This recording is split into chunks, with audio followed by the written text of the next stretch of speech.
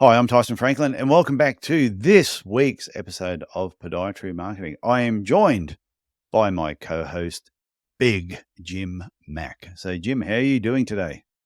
Feeling huge today, Tyson. Got a good lift in, feeling the burn today. This 150-pound frame is I'm feeling good, looking good. If you're watching the video of the podcast, you can see that, but I guess you'll have to take my word at it if you're listening to the podcast on the audio, on iTunes or Spotify, where we're at right now.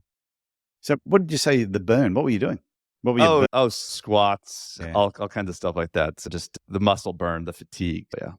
Wouldn't it be great if exercise was just fun? Like you did it. Like, even though it is, like you do exercise, and everyone knows they've got to exercise and stay active. But it's just when you're doing it, it's not one of those things that people wake up in the morning and go, oh, I can't wait to do my run. I can't wait to go to the gym. Or it's a weird thing because even when I go to Muay Thai, I love it when I finish. Like when I finish, I'm on such a high and I enjoy it so much. But you just know the pain and suffering you're going to go through. You go, it's supposed to be good for me.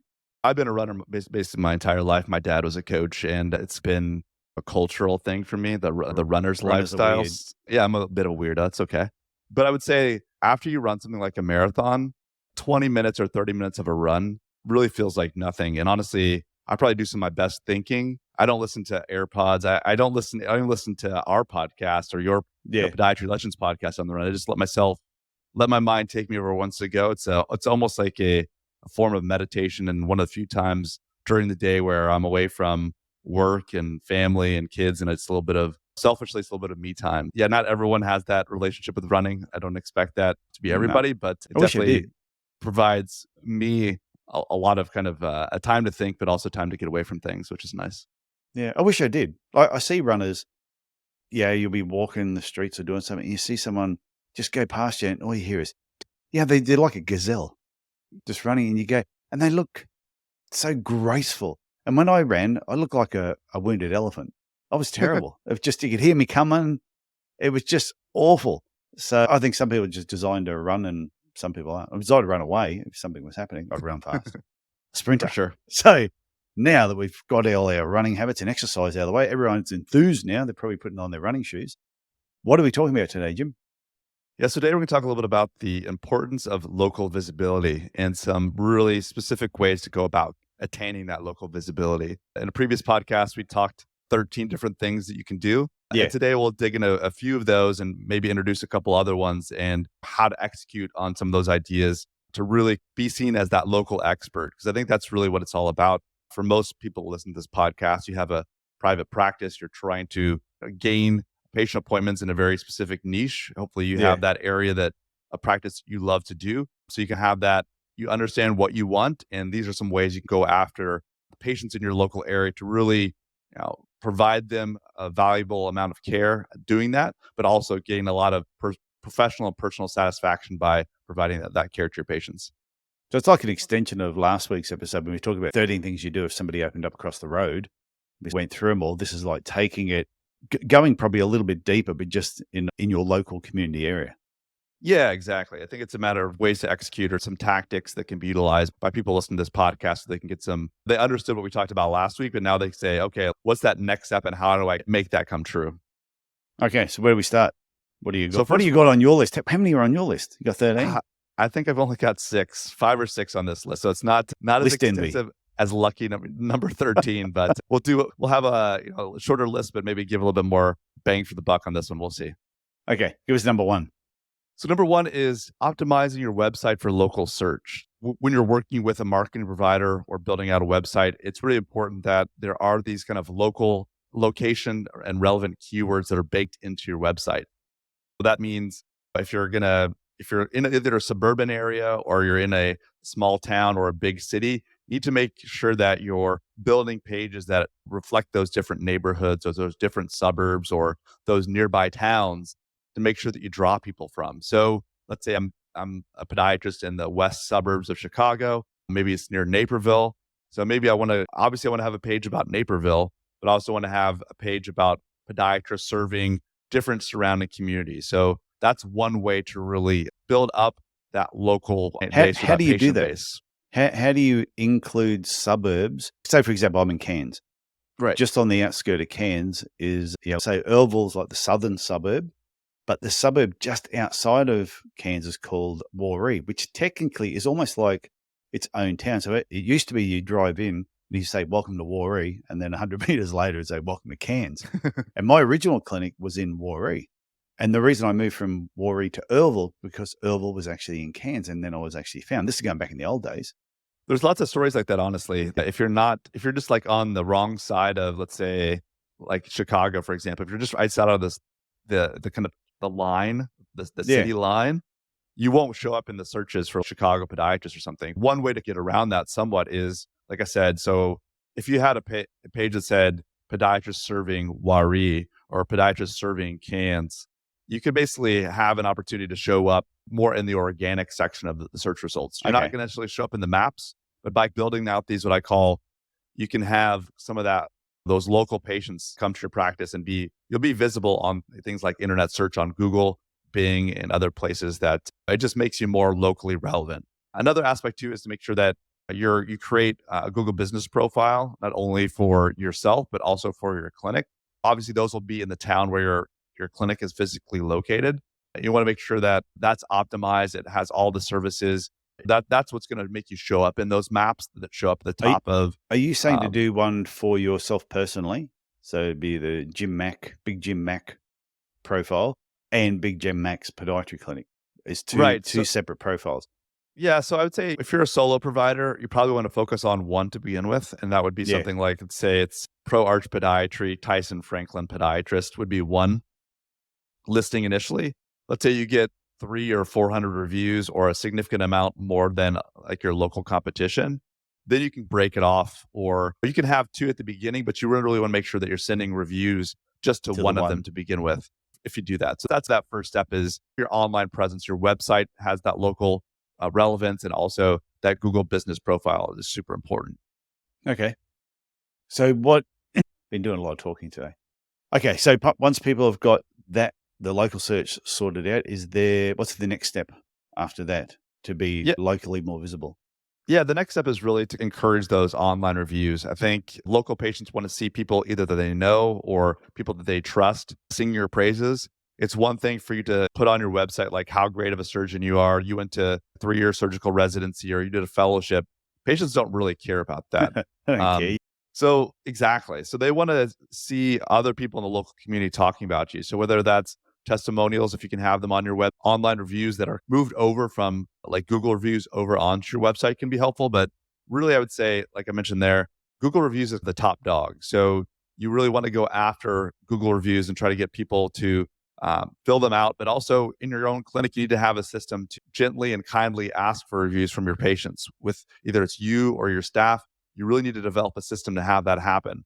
Obviously, other places like Yelp, there's a lot of medical type of review websites like Rate MDs and Vitals, and some other places can be beneficial, but you really want to focus on Google reviews. If you get a super negative review in one of those other sites, you can always recommend that some tools will allow you to shift some reviews over to that to help negate that negative review. But that's something you should really do along with responding to reviews, whether it be negative or positive. You really want to go out of your way to show that you are interacting with these local patients, because that really speaks volumes. Yeah, I think the reviews part, I still think podiatrists underestimate the power of reviews. Yet the same people that underestimate it will use reviews to check into a motel, to go to a restaurant, if they're thinking about seeing a show or a comedian. So we're all looking at reviews and using those reviews to help us make a decision. So it's surprising that some podiatrists, and there's some podiatrists that just, they kill it with the reviews. But like I've mentioned here that I injured my ankle, and there's been ongoing injuries over numbers of years. I, at some stage, need to get my right ankle tidied up a little bit. But here in Australia, you think I can find any reviews on whether it's pediatric surgeons or orthopedic surgeons that have got some positive reviews about someone that's had ankle surgery and had a positive result? And that's the thing that holds me off of actually getting it done, is I want to know some other people have had it done. I'm going, yeah, we were really happy with them. Everybody wants that like kind of niche specialist that is the best in that specific area of the problem they have, right? And until there's a way to, like, reviews will sometimes, you can tease that out, and that's why we You want someone to give you a review, not just a rating. Because if you have these keywords in there, if you're the best ingrown toenail specialist in Chicago or Naperville or whatever, you want that to be seen in the reviews. So someone that has that problem will search, find you, and then come see you. As much as there's some kind of, I think, trepidation a little bit with, oh no, I'm not a normal business, I'm a medical practice, or the fear of a negative review. It is really beneficial to patients, and it's also business beneficial to the provider because you're going to get more of what you want if they're willing to write a review saying Jim McDaniel is the ankle specialist that Tyson Franklin went to go see to take care of his ankle or something. So it means a lot more when these are specific reviews, and there's ways of teasing that out or requesting that from patients in ways that really benefit both the patient and the practice and the podiatrist. Yeah, and if you think of something that's like quite common, someone that had orthotics made and had a really positive response, or you've done nail surgery, all podiatrists do nail surgery. If you've done that and you've had a great response, it's encourage those patients to do a review for you because there's going to be other patients out there that need orthotics or have ingrown toenails, like I have an ankle problem, who are looking for someone where all of a sudden there was a dozen positive reviews about someone who'd had from different people having nail surgery performed, and I needed nail surgery. I know exactly where I'd be going. The one that is specifically mentioning a certain problem or something that's been fixed up. Now, it seems simple, but it is a pretty powerful aspect of reviews that to have that ability to narrow down on those providers. So what's the next one that we need to focus on? The next one to be locally visible is to participate in local events. And that's whenever I was in practice, I was going to local running events, to marathons, volunteering, but basically being seen and providing value to people that you want to treat, or really helping, whether it's be kind of local health fairs or different types of community events. We're working with sponsoring local sports teams. Another way, if you don't necessarily want to be out there, you're too busy in your practice, by showing value and providing value to the local community, either through helping educate them about your services or foot and ankle care related things, or putting up some money to sponsor either events or some sports teams, is a great way to raise some awareness about your clinic and really develop long-term relationships with potential patients. Yeah, we went to locally, there was the Crocs Triathlon Club. We went and spoke to them and we said, hey, we're prepared to give you, do you have prizes for people that win the different categories? And they said, oh yeah, we said, we'd like to offer 6 free biomechanical examinations for however you want to give them out. And so we would give it to them. And they had a 30-day expiry date on it. So they were handed out to the winner of the day and they had 30 days to actually use it. 50% of them were used every event. Out of the 50% that were used, probably about 80% of those ended up being long-term patients and having some form of treatment, whether it was orthotics or something else. But we were noted down as we were a sponsor of the club. And every time they had an event, all we were really doing was donating our time for those initial visits. But for them, that was a $600,000 sponsorship that we were doing every event. It was just time for us. But long term, eventually we just became the podiatry clinic you went to for triathlons, which then attracted cyclists into us as well. And then from the cyclists, we ended up getting guys that were in the Tour de France. So it really is putting yourself out there. For local events are great. No, for sure. Did you participate in marathons, or other than you're running in them yourself? Yeah. But even you mentioned that you have run. I've said to people that if you like running, get a pile of friends together who like running, go and get t-shirts, put them on and run as a group. Yeah, I definitely spent some time, like I said, volunteering and doing some work with the medical tent at the local marathon I was at, which was great because it builds into what we talked about last week. You also have it's a kind of a mix of non-professional referrers and professional referrers, because you're going to have the doctors, other nurses, sometimes other healthcare specialties, but sometimes the medical supply people. You just make connections in your local area when you're out there in the community, as opposed to not participating in these local events. Yeah, I always find participating in local events and all the stuff you've spoken about so far, they have an accumulative effect. You might do one event and you go, oh, that doesn't seem worthwhile. One person came in from it. But then the next time you do another event, the people that saw you at the last one will see it at the next one. And then they'll see it at the next one, until eventually you go to some simple event. The next thing you have a dozen people came in from it. You go, oh, we've got to do that one again next year. No, it was all the work you've done leading up to it.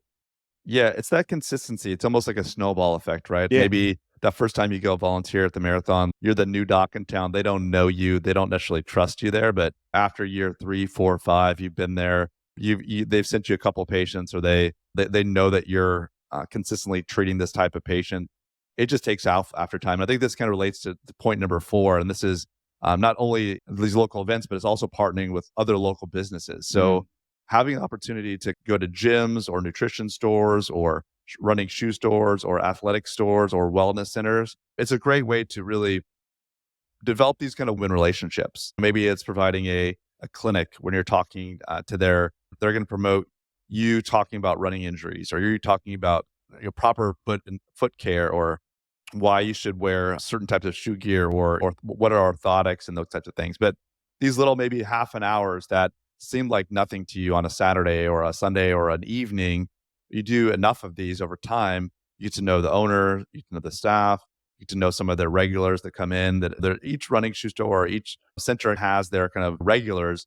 And these people can become advocates for you and for your practice over time. Like you said, it's not going to happen that first time. If you're expecting the gates to your office, or doors to your office, to fly open and there's going to be a tidal wave of patients, you're going to be disappointed. But it is this consistency over a long period of time, when you have those kind of win relationships with people in your local community, that's not only going to create that local visibility that you need to sustainably grow your practice. Yeah, and it's even attending local networking events is about being seen in the community. If you're at the Chamber of Commerce, or you're at the Cairns Businesswomen's Group, or Young Entrepreneurs event, being seen at each of those events, they've probably seen you at some of the sporting events. They may have seen you giving up your time at the local gym. People love seeing people giving back, because it's so easy to sit in your clinic and they see them just handing money over to you, and they're like, okay, yeah, that's going towards your next holiday or BMW. But to see you out and about doing something, and they know you're doing it for free, I always say it's almost like that. I've said it before, digging the well before you need the water. When you're making all these connections with people, that eventually that water just comes flowing into you. You don't need the water right now, and you're trying to build your business up, but eventually when it starts flowing, it flows really well. And I've even found it with business places that once you make these connections, if all of a sudden they go, oh, we need someone to come in and talk about such and such, they've seen you at 3 or 4 things, you're going to be the first person they'll call. Yeah, it's a consistent, proactive approach that's really going to win the day, right? It's like running a marathon versus a sprint. If you're expecting to be Usain Bolt and win that first race out of the blocks, you're going to be super disappointed. But if you see this as building relationships and providing long-term value for not only for your patients, but also for other people in the local community, that's really when you're going to see the benefits down the road. So that's really what it's all about. It'd be nice to run like Usain Bolt. Wouldn't be bad. He had some bad investments here recently, so you don't want to invest like Usain Bolt. No, I would run more like his bad cousin, Rusty Bolt. I used to sprint, can't sprint now. Jeez. Okay, let's move on to number 5. Yeah, number 5 is to leverage local search ads. Online ads are a great way to really develop that local visibility. There's 2 different types and 2 different ways of utilizing them. One would be these local search ads, whether it be Google search ads is probably the most prevalent. There's also Bing, but this is if someone types in podiatrist Naperville, you're going to show up at the very top. Because right now, the very, very top is paid ads. Then it's those maps like we talked about, and then it's the organic ads. When you're basically creating local search ads for these really relevant topics, you'll get patients that you're going to drive patient visits, as opposed to trying to advertise on terms like plantar fasciitis doctor or something like that, you'll be competing against Dr. Scholes and other people, and people just looking for information and not ready to make appointments. So looking for these ways to do ads for more people that are ready to make appointments can be a huge benefit when you're trying to be locally visible and locally relevant. Okay. And then that takes us on to number 6. Just one more quick one. Yeah. The Facebook Is this like ads, 5.5? Yeah, 5.5. This is an extra bonus for number 5. Yeah. Is whether it be Facebook ads or display ads, there are ways you can even do this with search ads. It's only searching in a specific local area. But I would say for Facebook and display, if you have a new type of procedure or a new type of device that really provides a great level of care, but people aren't searching for its name on Google, it's a great way to introduce this form of treatment to your patients. Like I said, you can control, maybe it's your own zip code, maybe it's those 5 towns surrounding you. You can make a video ad or a photo ad or an image ad in those, or a search ad in those local areas. So there is some visibility for this kind of new type of procedure that people aren't aware of. So that's number 5.5. Okay, I've got a side question because I'm sure I just heard you say the word Bing when you said about Google Ads, or you mentioned Bing. Just as a side question, somebody told me recently that Microsoft bought a huge chunk of ChatGPT, and Microsoft search engine is Bing, isn't it? It is. Yeah. So Microsoft Search is Bing. And that's a So great does point that you bring mean up. there's a chance that Bing, we could talk about this on a different episode, so we could both dig into it a little bit, but there's a chance that Bing could end up bouncing back. Yeah, it could be return of Microsoft and Bing, but yeah, it'll be interesting to see the way that they incorporate that Chat GPT into the search and see what kind of effect it has. Right now, for example, it's mostly generic. I wouldn't say generic queries, but it's more informational queries that Chat GPT is really good at. Like, what is plantar fasciitis? What are some ways to treat plantar fasciitis? What actually is plantar fasciitis?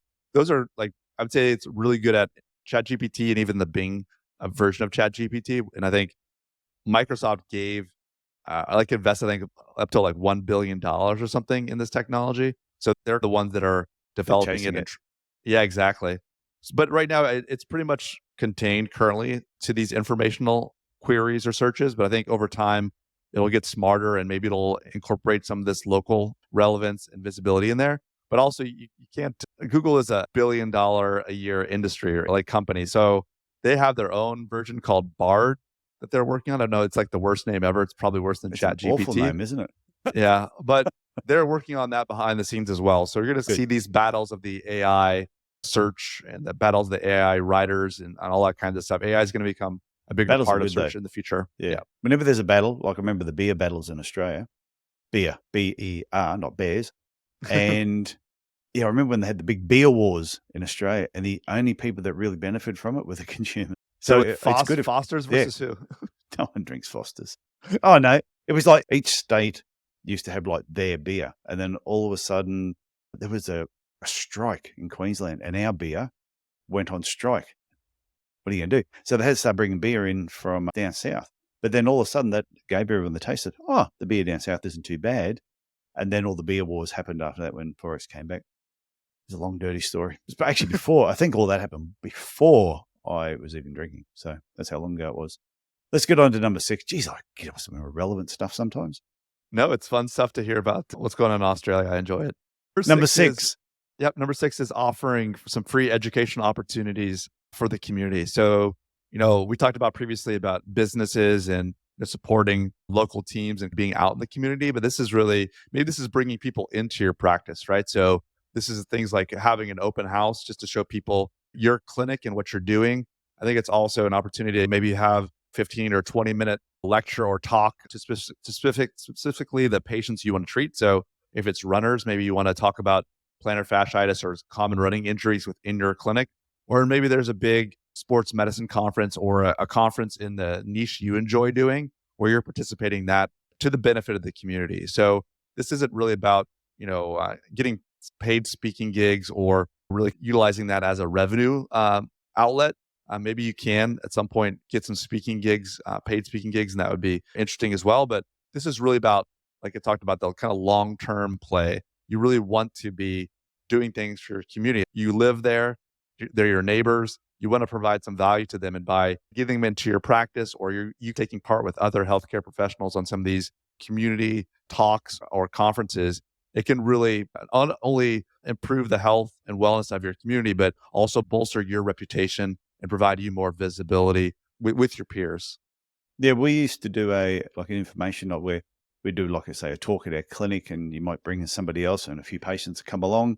And then I remember I was at a chiropractor, reciprocated, and I spoke at the chiropractor's clinic to a few of his patients. But then one of the people that attended worked in an accounting firm. They came up to me afterwards and said, "Hey, would you be prepared to do that talk you did tonight for our accounting firm? And we'll pay you to do it." Yeah, we're done for free. I went and I got paid to do the talk. There's about 30 or 40 people there, and about 10 of those people end up becoming patients. So it was but it all came about just by doing a free educational talk as part of a seminar.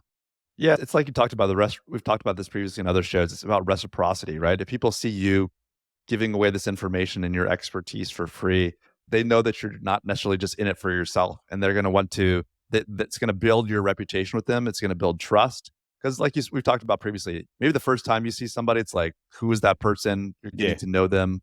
But if they see you multiple times, oh, that's Tyson Franklin. Like he talked at this thing, or I saw him in the community. He was wearing his Pro Arch Podiatry shirt when he came into my bank or something. So it's most hopefully not the ski mask on and doing that, but You got your Pro Arch Podiatry shirt on with a ski mask. Yeah, what was I thinking? but those multiple touch points really are opportunities to build trust with people. And when you do that, and you live in a small area, you're going to be really locally visible, and it's going to benefit the patients you treat, but it's also going to benefit your practice. Yeah, I think this episode really complements last week's episode about 13 things you do if somebody opened up across the road from you. You tag these 6 on there. So now you've got now you got 19. 19 things that you can work on if your opposition open up across the road. But you should just do them anyway. Totally agree. Okay, you got anything else to finish on, or you're done? Like I said at the end of last show, I really would appreciate if anyone's getting some value from what we're talking about here to subscribe on either Apple Podcasts, Spotify, leave us a review, let us know what you think of the show. 5 stars would be appreciated, but not necessarily necessary. Oh no, it's necessary. It's. I talk to people all the time, and the amount of people told me that they're now listening, that found this podcast and they're listening to it. I just encourage all you lazy buggers that while you're listening to it, grab your phone, go to Apple iTunes or whatever program you're on, and write a review. It's not really that hard, and it'll make a big smile on our face, and we'll get all pumped up, and we might even read a few out. Yeah, it sounds like a plan. Okay, Jim, I look forward to talking to you next week. Sounds great, Tyson.